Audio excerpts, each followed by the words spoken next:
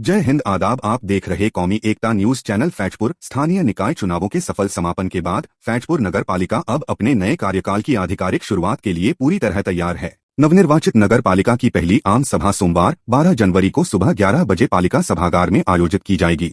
इस सभा को लेकर शहर के राजनीतिक गलियारों में भारी हलचल देखी जा रही है। चुनाव के बाद पहली औपचारिक बैठक। नगर पालिका के हालिया पंचवर्षीय चुनाव में जनता ने अपना स्पष्ट जनादेश दे दिया है। नवनिर्वाचित नगराध्यक्ष और सभी विजयी नगर सेवकों की यह पहली आधिकारिक बैठक होगी। इस ऐतिहासिक सभा की अध्यक्षता पीठासीन अधिकारी और लोकनियुक्त नगराध्यक्ष दामिनी पवन सराफ करेंगी। मुख्य एजेंडा उपनगराध्यक्ष और स्वीकृत सदस्यों का चयन। इस पहली सभा का सबसे महत्वपूर्ण पड़ाव उपनगराध्यक्ष पद का चुनाव होगा। इसके साथ ही 2 स्वीकृत सदस्यों नॉमिनेटेड मेंबर्स के चयन की प्रक्रिया भी इसी सत्र में पूरी की जाएगी। शहरवासियों और राजनीतिक जानकारों के बीच इस बात को लेकर काफी उत्सुकता है कि उपनगराध्यक्ष की कुर्सी पर कौन विराजमान होगा। चर्चा इस बात की भी है कि क्या इस बार किसी महिला नगर सेवक को यह जिम्मेदारी मिलेगी या पुरुष उम्मीदवार को प्राथमिकता दी जाएगी। नगर पालिका का वर्तमान राजनीतिक समीकरण। फैजपुर नगर पालिका में कुल नगर सेवकों की संख्या और दलीय स्थिति इस प्रकार है। भारतीय जनता पार्टी बीजेपी इनके पास कुल 13 सदस्यों का संख्याबल है, जिसमें 1 नगराध्यक्ष, 9 निर्वाचित नगर सेवक और 3 निर्दलीय नगर सेवक शामिल हैं।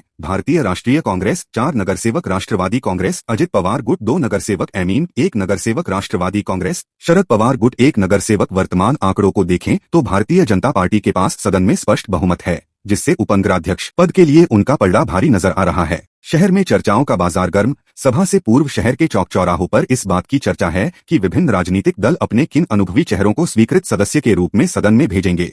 पक्ष और विपक्ष दोनों ही अपनी रणनीति बनाने में जुटे हैं। इन सभी सवालों के जवाब और शहर की नई सत्ता संरचना की पूरी तस्वीर कल 12 जनवरी को होने वाली इस महत्वपूर्ण सभा में साफ हो जाएगी। प्रशासन की ओर से सभा के शांतिपूर्ण और व्यवस्थित संचालन के लिए सुरक्षा के कड़े इंतजाम किए गए हैं।